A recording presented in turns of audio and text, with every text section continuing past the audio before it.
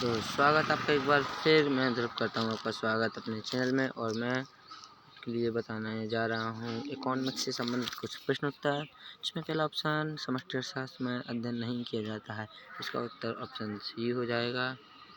और वस्तु की कीमत निर्धारण का नहीं किया जाता है। समष्टि अर्थशास्त्र का संबंध किससे है? समष्टि अर्थशास्त्र का संबंध इन सभी से है। समष्टि अर्थशास्त्र का संबंध इन सभी से है। समष्टि अर्थशास्त्र का अध्ययन उपयोगी है इन सभी से। और सामान्य कीमत स्तर का अध्ययन किया जाता है। व्यापक अर्थशास्त्र में समष्टिगत अर्थशास्त्र समुचित देन किसकी है? क्विने की। और अर्थशास्त्र में मैक्रो शब्द का प्रयोग सबसे पहले किसने किया? वैगनर फिश ने। तो समष्टि अर्थशास्त्र में अध्ययन किया जाता है राष्ट्रीय उत्पादन का। और निम्नलिखित में से कौन समष्टि अर्थशास्त्र की मान्यता है? अल्पकाल व्यापार चक्र के कारणों का अध्ययन किसमें किया जाता है? समष्टि अर्थशास्त्र में। निम्नलिखित में से कौन सी समष्टिगत अर्थशास्त्र की प्रमुख विशेषता है? समूह का अध्ययन। समष्टि अर्थशास्त्र में अध्ययन किसका किया जाता है? विशाल समूहों का।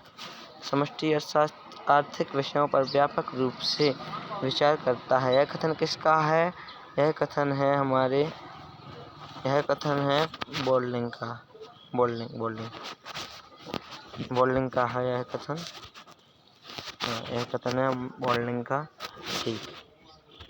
योगों का अध्ययन समष्टि अर्थशास्त्र में योगों का अध्ययन समष्टि अर्थशास्त्र में सी ऑप्शन हो जाएगा। समष्टिगत अर्थशास्त्र का संबंध है इन सभी से है। निम्नलिखित में से कौन सी समष्टिगत अर्थशास्त्र की विशेषता है? व्यक्ति का अध्ययन। आय का एवं रोजगार का सिद्धांत का क्षेत्र है। व्यापक अर्थशास्त्र। किस अर्थशास्त्र में एग्रीगेट का अध्ययन किया जाता है? समष्टि अर्थशास्त्र में। अर्थशास्त्र के दो भागों में से किस अर्थशास्त्री ने विभाजित किया? अर्थशास्त्र दो भागों में किस अर्थशास्त्री ने विभाजित किया? वैगनर फिश ने।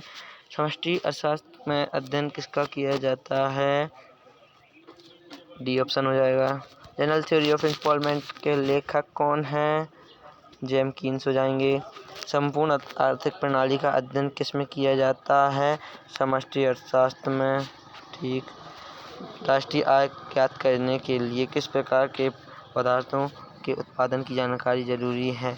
अंतिम पदार्थ की साधन लागत पर विशुद्ध राष्ट्रीय आय उत्पाद क्या है?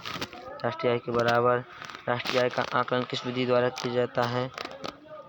किस विधि द्वारा नहीं किया जाता? आयात निर्यात विधि द्वारा नहीं, इन सबसे किया जाता है। आय व्यय उत्पाद और इन सबसे किया जाता है। राष्ट्रीय व्यय में शामिल है अप्रयुक्त सभी। और राष्ट्रीय आय की वृद्धि दर का मान है निवेश अनुपात। सकल राष्ट्रीय उत्पाद की गणना में शामिल कौन नहीं है? हस्तांतरण भुगतान को शामिल नहीं किया गया। और इसका उत्पादन अपना ठीक।